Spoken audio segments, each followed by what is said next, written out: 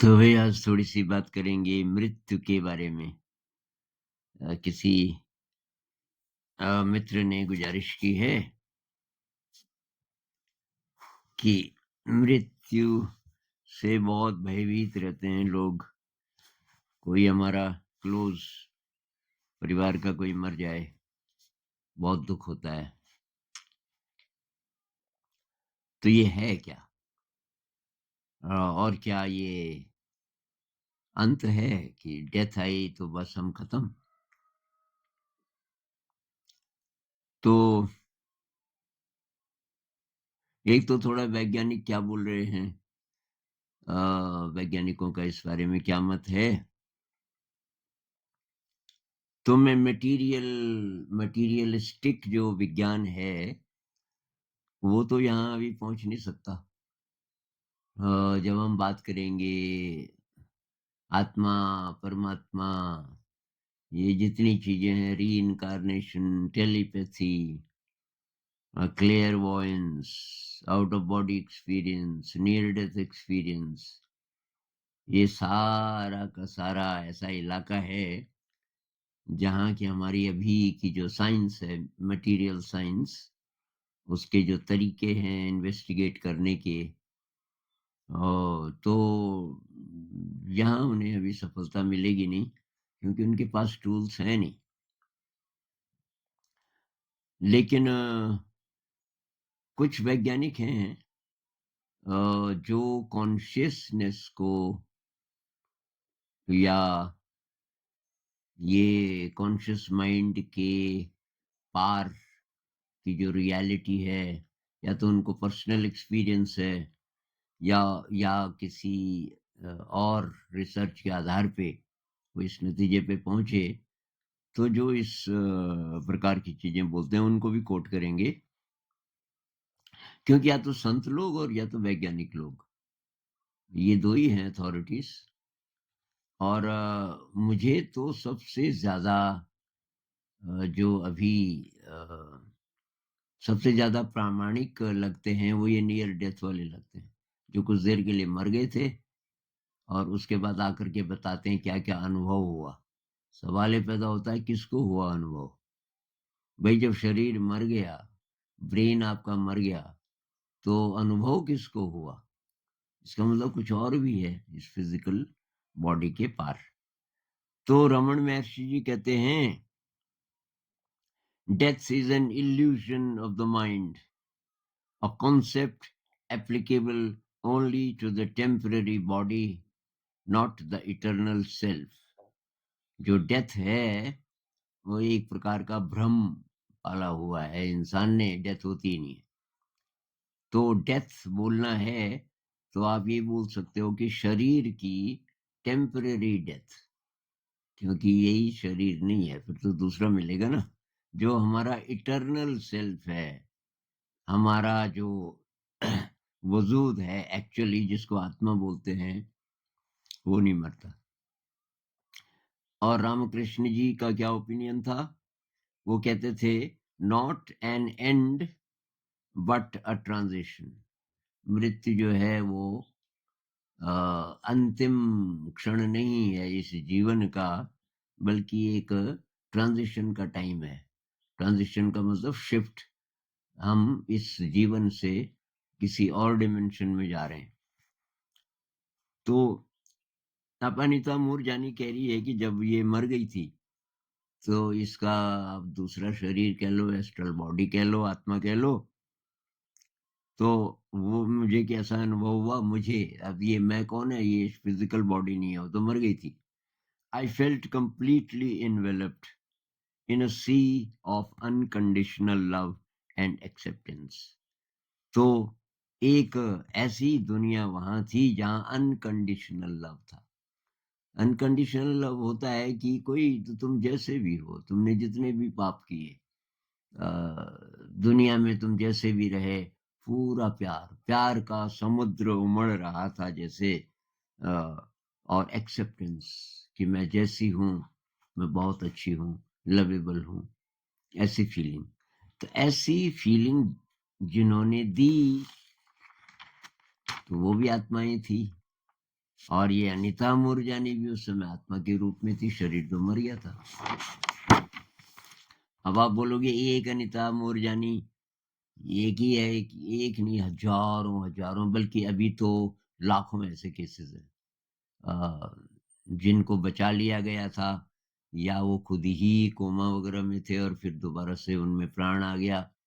तो उनमें से जिन जिन को ये अनुभव हुआ, हर एक को नहीं होता, कुछ ऐसे केसेस हो सकते हैं कि वो कुछ देर मरा, फिर रिससिटेशन होता है ना, वो आजकल वो अगर हार्ट हार्ट फेल हुआ, कुछ हुआ, तो ऑक्सीजन देते हैं, पंप करते हैं शरीर में और फिर प्राण आ जाता है। तो ऐसे केसेस में से कुछ 10 में से 2-3 ऐसे हो सकते हैं जिनको ये एनडी वाला एक्सपीरियंस होता है। अब वैज्ञानिक, तो एक वैज्ञानिक हैं जिनका नाम है हंस पीटर। हंस पीटर, वो क्या कहते हैं कि the brain is like a computer hard drive. अब वो हार्ड ड्राइव होता है ना जिसमें हम सारी जानकारियां, आपके वीडियोस, आपकी बहुत सारी चीजें, उनको आप स्टोर कर सकते हो ताकि वो रहे वहां सुरक्षित।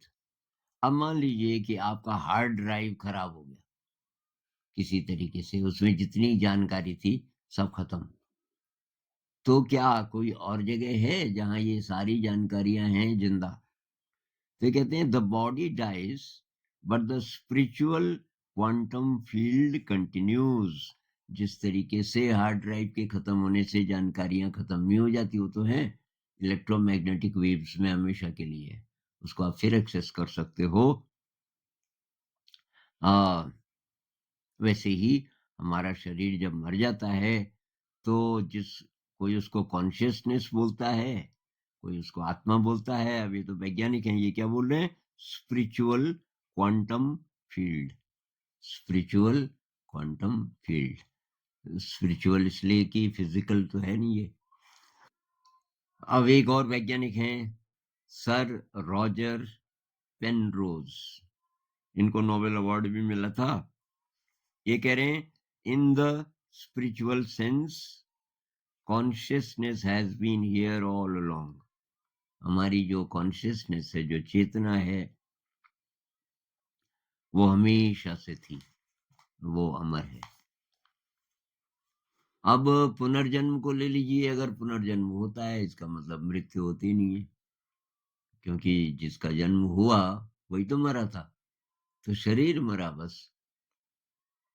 जैसे सांप की इंचुली को निकाल देता है ना, और वो जिंदा रहता है फिर भी। तो ये वर्जीनिया यूनिवर्सिटी में 40 साल से ज्यादा समय हो गया, ये एक अलग डिपार्टमेंट है री इनकारनेशन वाला, पुनर्जन्म का। और उसमें इयान स्टीवेंसन एक थे जो उन्होंने शुरू किया। फिर उनकी डेथ के बाद उनकी जगह जिम टक्कर आए, तो उन्होंने 2000 से ज्यादा केसेस, मतलब ऐसे प्रमाण जुटा लिए कि रीइंकारनेशन होता है। वो छोटे बच्चों के साथ काम करते हैं, 3 साल के आसपास वाले। तो बहुत लोग कहते हैं ना कि भाई एक दो कहानियों से, कितनी कहानियों से मानोगे आप? 100? अगर 100 कोई प्रूव कर दे कि 100 बच्चों ने बोला पिछले जन्म में मेरे माता पिता वो थे और उस शहर से थे और ये थे, और वो अपने गांव से कहीं गए ही नहीं, और आप ले जाते हो और वही वही सब मिलता है, 100 पे मानोगे? और 2000 पे? तो इन लोगों ने ये 2000 भी काफी पुराना आंकड़ा है, करीब 10 साल पुराना, अभी पता नहीं कितना हो गया होगा। तो 2000 से काफी ज्यादा केसेस वर्जीनिया यूनिवर्सिटी वालों ने प्रूव कर दिए हैं। अब साइंस वाले क्या करते हैं, मान लीजिए कि उस बच्चे को पूछा कि हाँ जी, तो तेरे माता पिता वहां हैं, मान लीजिए यहाँ से 500 किलोमीटर दूर। कोई बच्चा बोले कि वो एक छोटा सा शहर है, उसका नाम भुवनेश्वर है, और सामने समुद्र भी है, और हमारा घर है 2 मंजिला, और वहाँ मेरे माता पिता हैं, और वहाँ मेरी बीवी भी है। छोटा बच्चा बोल रहा है, 3 साल का। और एक्सीडेंट में मेरी मृत्यु हो गई थी वगैरह, वगैरह।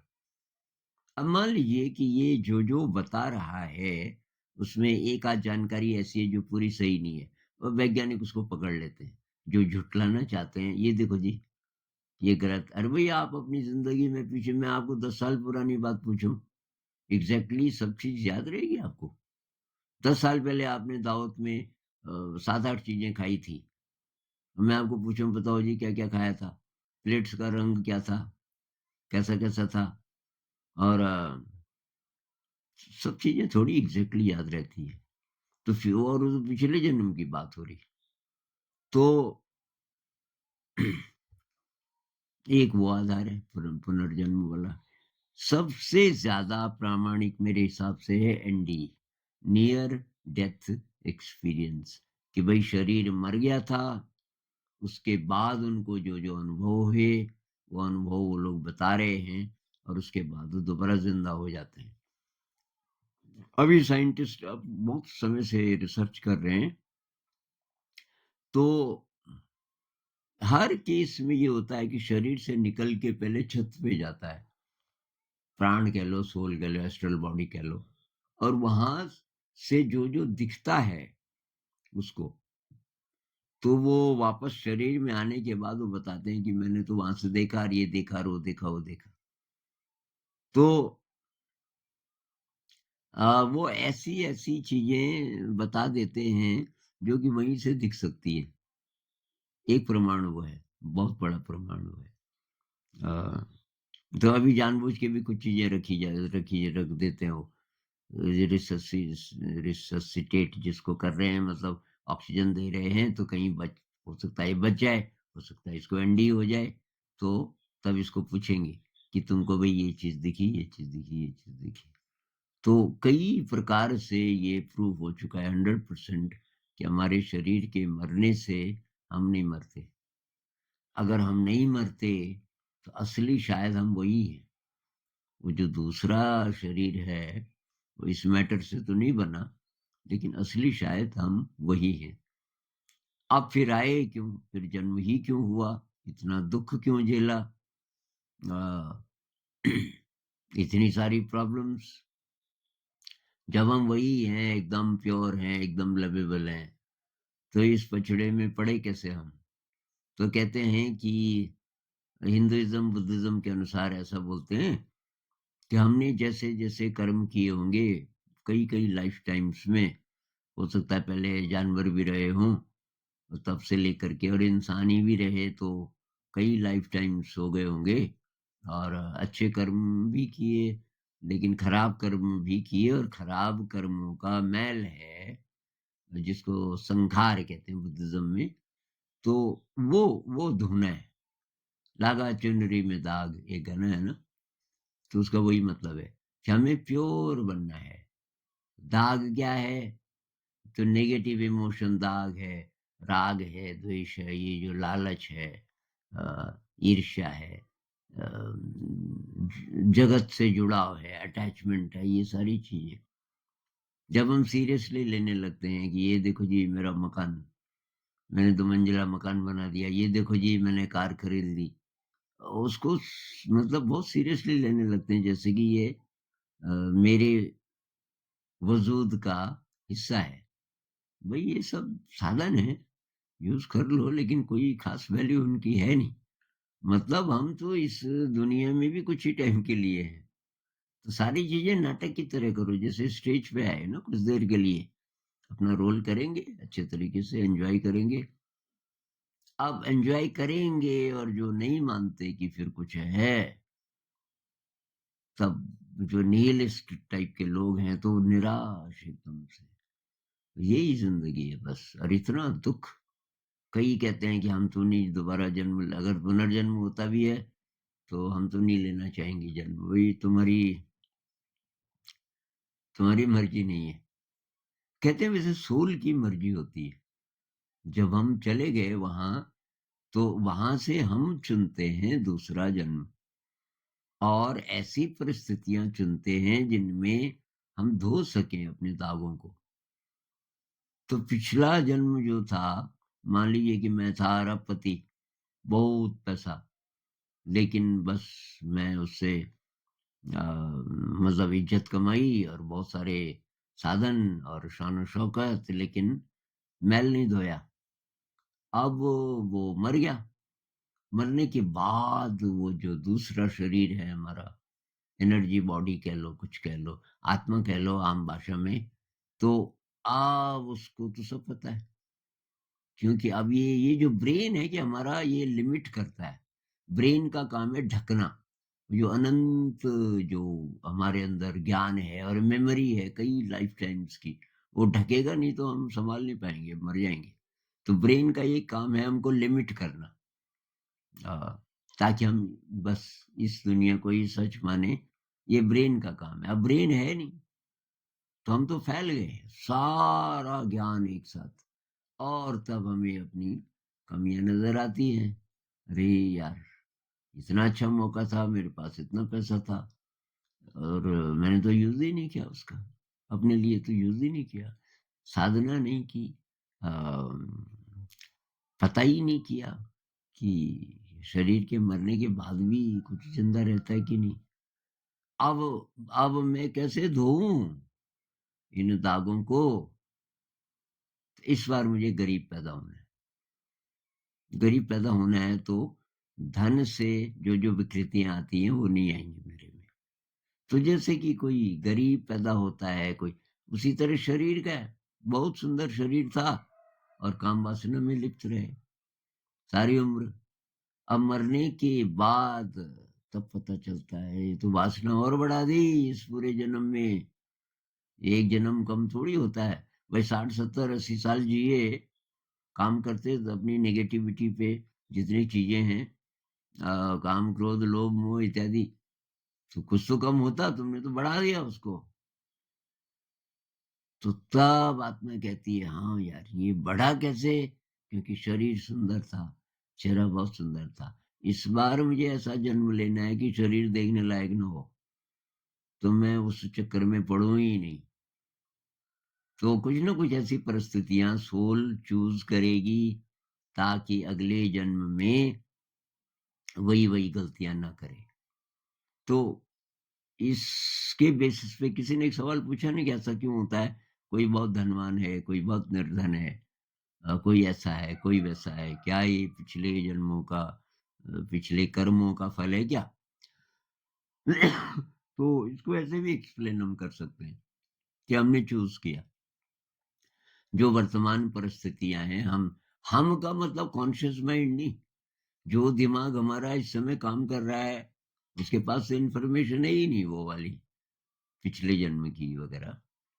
तो अभी तो हम चाहते हैं कि मैं धनवान बन जाऊँ, क्योंकि वो तो ढक गया ना, वो बात तो ढक गई कि मैंने तो भई खुद ही चूज़ किया था।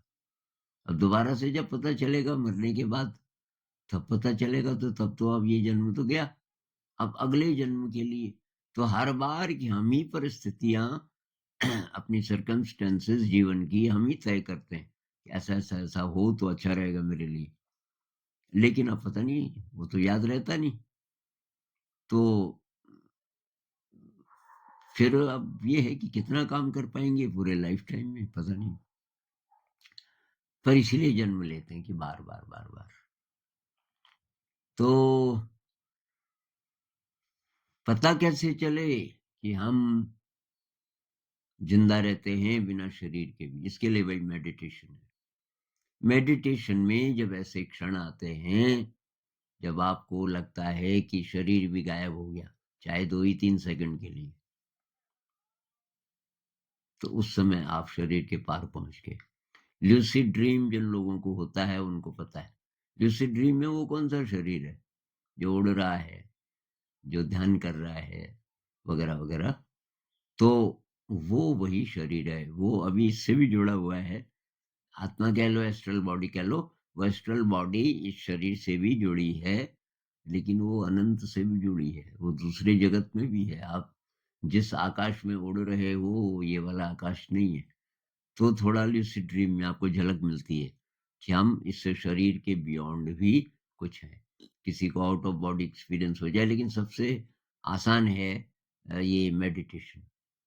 और दूसरा एनडी, नियर डेथ एक्सपीरियंस वालों की बात सुनो, और जिस तरीके से उन्होंने फिर जीना शुरू किया दोबारा से, रेडिकल चेंज उनकी ज़िंदगी में। अनीता मूरजानी, उसको तो कैंसर हो गया था।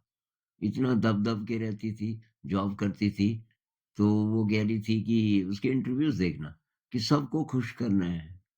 वो इसी में लगी रहती थी। पति को भी खुश करना है और घरवालों को खुश करना है, जॉब में अब जो बॉस है, उसको खुश रखना है वगैरह-वगैरह। मैं क्या चाहती हूँ, मैं क्या करना चाहती हूँ, ध्यान ही नहीं दिया। तो उसका संदेश है, आप पूरा खिलो, उड़ना सीखो, ऐसी चीज़ें चुनो, ऐसे जॉब चुनो और रोज़ अपनी ज़िंदगी को क्रिएटिविटी से भरो। उसके संदेश, उनकी किताब है dying to be me, dying to be me, मतलब मरने के बाद मुझे अकल आई कि मुझे कैसे जीना है।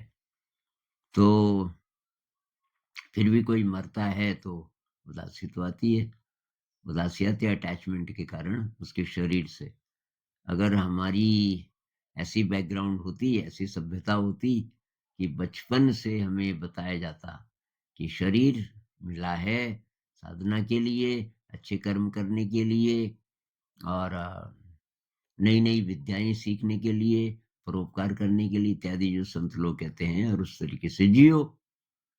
तो बार-बार याद आ जाता कि भई इस शरीर से ये काम लेना है और शरीर कुछ ही समय रहेगा यहाँ। अब आप बोलोगे छोटे बच्चों को ये बताना चाहिए। अरे भाई उनको पता होता है। मैं अब ये लास्ट में कहानी सुना देता हूँ। मेरे पिताजी ऐसी-ऐसी बातें मुझे बताते थे। वो उनका बहुत बड़ा योगदान है शायद। अब कुछ मेरा पिछले जन्म को होगा, तो ये तो अब मैं मेरे को नहीं पता। लेकिन पिताजी से मुझे बहुत चीज़ें सीखने को मिली। तो मैं रहा होऊँगा 5-6 साल का और शाम हो गई थी, अंधेरा-अंधेरा हो गया था, सनसेट हो चुका था। और हमारे घर के नीचे करीब 100 150 मीटर नीचे एक आम का पेड़ था काफ़ी बड़ा। उसमें चिड़ियाँ आती थी हर पता नहीं कहाँ-कहाँ से, और काफ़ी देर तक शोर मचाती थी। फिर सब चुप हो जाते थे, एकदम सन्नाटा रात का। तो अभी चिड़ियाँ शोर मचा रही थी उसपे, और हमारा एक मिट्टी के तेल का लैंप था, और लैंप के ऊपर वो रहता है ना ग्लास, काँच, तो उसको साफ कर रहे थे। उसको साफ करना पड़ता है रोज़। अ, उसमें कार्बन जम जाता है ना, काला हो जाता है अंदर को। तो वो साफ कर रहे थे और अचानक मुझे पूछा उन्होंने, चिड़ियों का शोर सुन रहा है आम के पेड़ पे? मैंने कहा हाँ, कि क्यों चिल्ला रही हैं चिड़िया? मैं बच्चा था 5-6 साल का, मैंने कहा शायद झगड़ा कर रही हैं। झगड़ा नहीं कर रही थी। मैंने कहा फिर? जान पहचान कर रही हैं कि उधर से कुछ चिड़िया आई इस टहनी पे, इधर से इस टहनी पे, इस टहनी पे, इस टहनी पे, पता नहीं कहाँ-कहाँ से आई। पूछ रहे हैं कि हाँ दीदी, कहाँ से आए आप? और फिर वो उसको बोल रहा है कि हाँ भाई साहब, आप कौन से देश से आए? देश ही हुआ उनके लिए ना। और तो वहाँ की बात बता रहे हैं कि वहाँ बहुत सारे फल हैं और पानी भी है, नीचे नदी है, ये है, वो है। आप कहाँ से आए?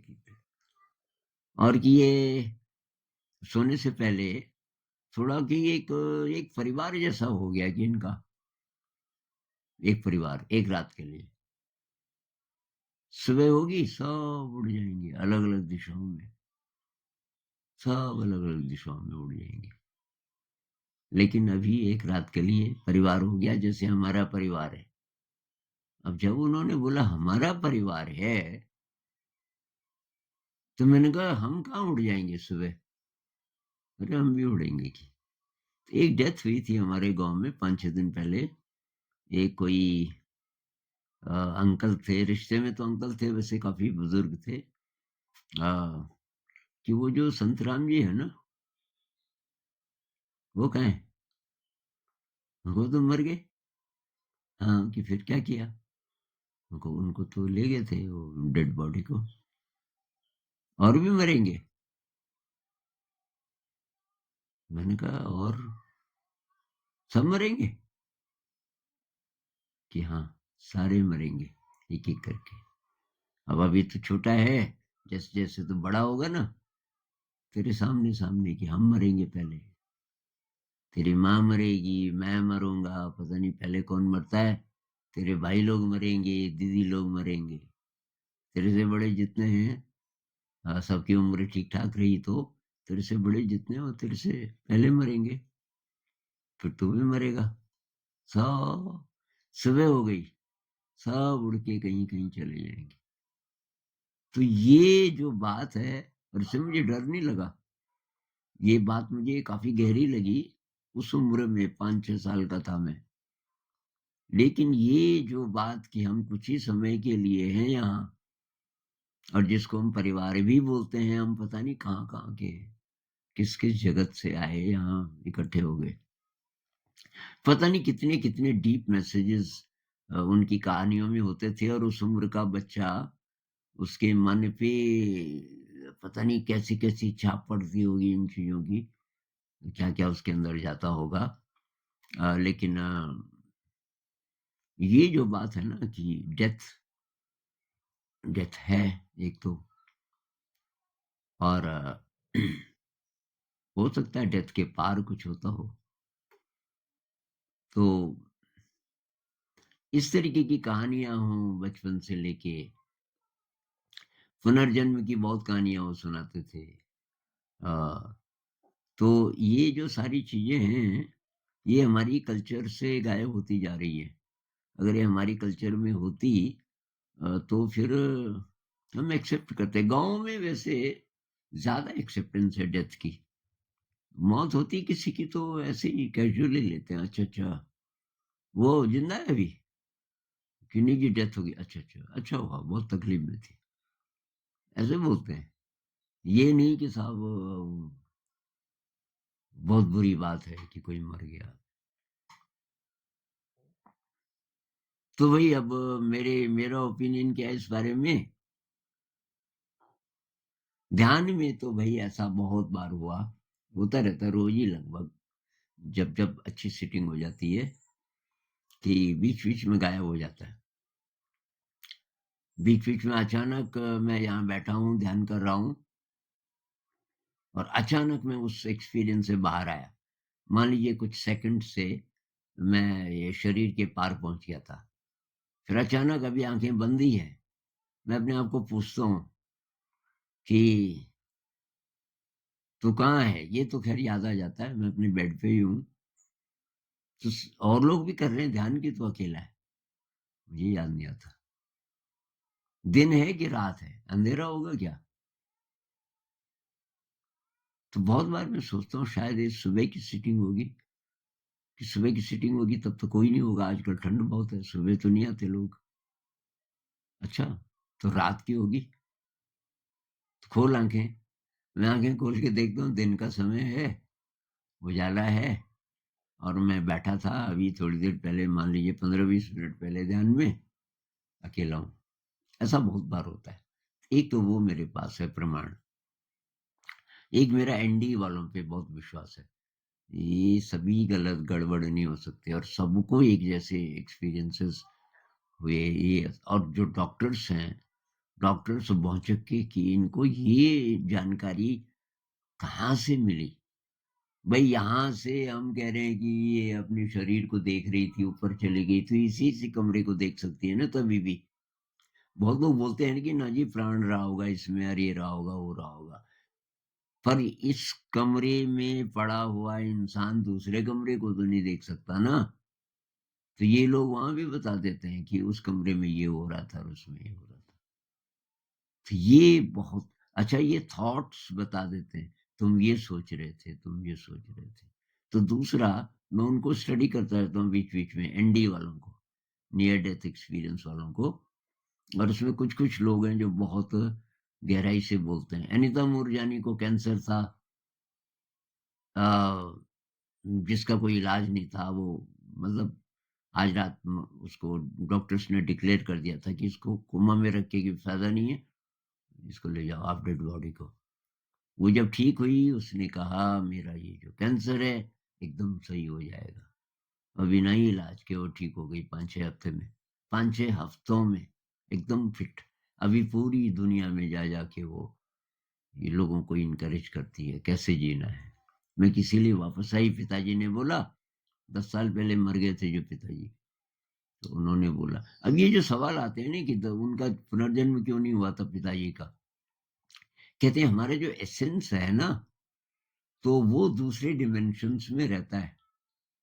आत्मा कह लो, भाई आत्मा तो ये बाउंड्री नहीं है ना तो आत्मा की तो आत्मा है, इस शरीर के साथ भी है। मान लीजिए मैंने पुनर्जन्म ले लिया, इस शरीर के साथ तो है वो आत्मा, लेकिन वो दूसरे डिमेंशन में कोई जाकर के और मैं मेरा जो पिछला जन्म कोई रहा होगा उससे कोई मुलाकात करना चाहे, किसी जैसे अनिता मूरजानी अपने पिताजी से, वो नहीं चाहती थी, पिताजी आए मिलने, तो कहते हैं हमारा वो वाला जो सोल वाला जो हिस्सा है वो रहता है, वो किसी भी डिमेंशन में किसी को भी मिल सकता है, एक साथ कई लोगों को भी मिल सकता है, आत्मा है। ऐसी बहुत सारी थेरीज अभी आ रही हैं, बहुत सारी किताबें लिखी जा रही हैं इस पे, क्योंकि ये तो लगभग लगभग प्रूव हो चुका है।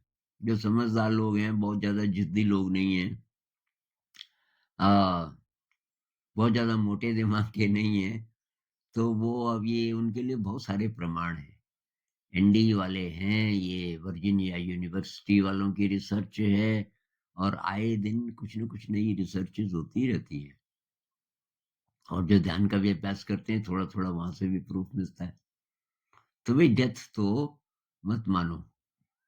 इस शरीर को ठीक रखना जरूरी है, साधना तभी हो पाएगी, शरीर की देखभाल करनी है, लेकिन तब बहुत हल्का हो गया, भाई यहाँ से जाना है, और ये शरीर इसलिए आया कि हम इसको शुद्ध कैसे करें, तो साधना से शुद्ध करेंगे, अच्छे कर्मों से शुद्ध करेंगे। तो दुनिया से साइकोलॉजिकली फ्री होना है, psychologically free from the world. उससे बहुत सारे अनावश्यक काम हम नहीं करेंगे, फिर अनावश्यक दौलत नहीं जुटाएंगे, हमें वाह वाह नहीं चाहिए, हमें ये नहीं, साइकोलॉजिकली कुछ नहीं चाहिए दुनिया से, सिंपल हो गए। हम महंगी कार इसलिए नहीं खरीदेंगे कि लोग देखेंगे, जो काम की कार है, अगर चाहिए कार तो तभी खरीदेंगे, फालतू सामान नहीं इकट्ठा करेंगे घर में, दान देंगे जितना दे सकते हैं, लोगों की मदद करेंगे, ग्रैटिट्यूड फील करेंगे, ये सारी बातें जो हम करते रहते हैं, शील का पालन करेंगे, कंपैशन की एक्सरसाइज, मतलब अभ्यास करेंगे, कंपैशन, ग्रैटिट्यूड, ह्यूमिलिटी इत्यादि। जितनी बात करते हैं, तो वही डेथ टूथ कुछ नहीं होती। अच्छा कर्म करो मरते दम तक, खुश रहो, कंटिन्यूअस है जिंदगी। उसके बाद हमारी जो चेतना है कितनी धुल गई, बाबुल से आँखियां मिलाऊं कैसे, घर जाऊं कैसे, लागा चुनरी में दाग है, हमको न बोलना पड़े ऐसे कि अब कैसे आंखें मिलाऊं मैं अपने परमात्मा से, चुनरी तो धोई नहीं, उसको धोना है अभी।